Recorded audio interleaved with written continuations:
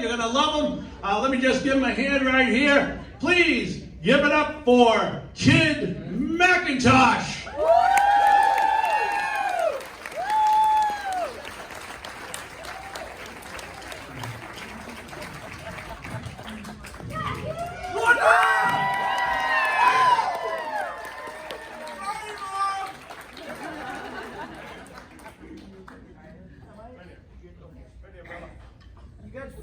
This is Doug McIntosh, everybody. Let him know.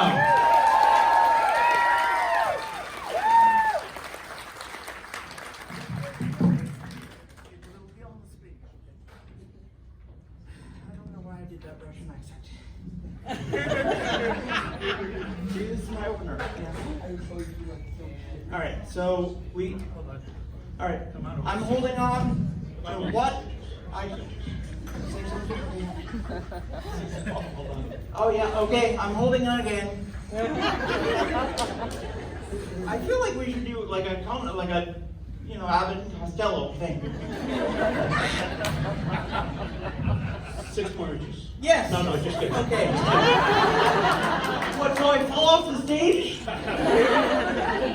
Gosh.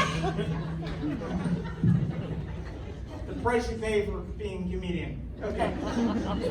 All right, so we good? The microphone good? I have never ever actually done this amount of people before, so I'm kind of nervous, but I'm doing okay. Yeah, woo is right. Yeah! All right, so. All right. Thank you, Mom, for giving me. All right. Yeah. Confidence. You know that feeling you get when you watch a horror movie and suddenly it's really, really quiet, and suddenly there's a loud noise that makes you jump out of your skin. That is known as your startle reflex.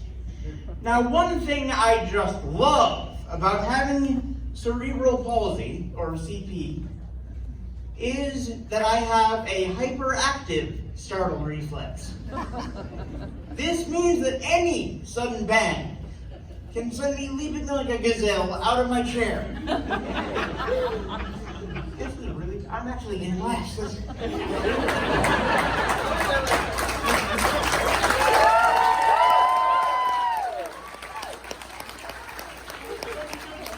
Thank you. All right. So now one thing I just love. Oh, yeah, I did that already. Okay. I practically lose my mind if you put me in a place where sudden loud noises are bound to happen. My entire body gets ready to run for its life. Go to the fireworks, they said. It'll be fun, they said. One day that really tested me was when I was in 3rd grade and my parents and my family went to Washington, D.C., which is kind of neat. This really happened. I'm not making this up. My mom, my brother, and I arrived just that morning for our tour of the Capitol building. I was in my power chair, and my brother, who also has CP, was in his electric scooter. When we got inside, a bunch of armed guards came at us with these beeping sticks and started waving these beeping sticks all around us, and they were really interested in my chair and my brother's scooter. Mom, what are they doing? Oh, don't worry, honey. They're just checking us for bombs. I'm sorry, what? Bombs. Okay. That's what my brain was going. Bombs? Why would there be a bomb on my chair? I am not a terrorist. Maybe Mom is. I could feel my muscles. I could feel my muscles tightening, and I was starting to really freak out. My mom kept telling me to calm down, everything will be fine. But it wasn't. That was not happening. As we moved down the hallway, I was beginning to think, maybe I was a terrorist. And maybe, I don't know, maybe I did have a bomb on my chair. It could go off any minute, I didn't know. We finally headed for the elevator. So there I was, trying desperately to stay calm and collected, when suddenly there was a loud bang. This was the moment I was dreading. I was sure that my chair was going to blow up. A bunch of guards came running around the corner with their hands on their guns. On their guns. Yeah, I said that right. Yeah. One of them shouted, "What was that?"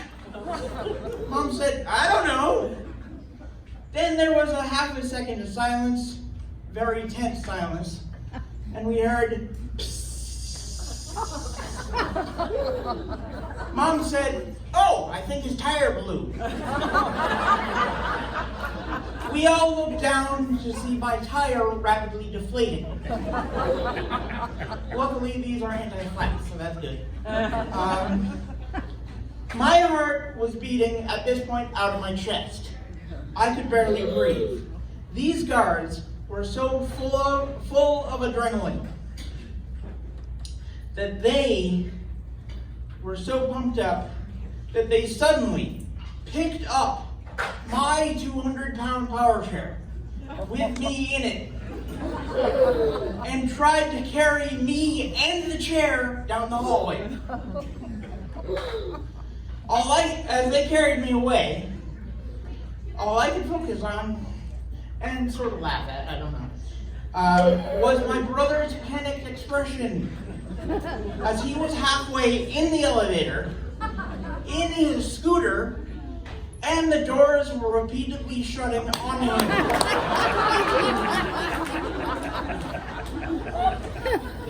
These people were crazy. Where were they taking me now? I had visions of life in prison, eating gruel for the rest of my life. Luckily, they took me to a nice office where I could borrow a chair for the day. The Capitol building was nice and all, but I don't think I want to go back. Thank you.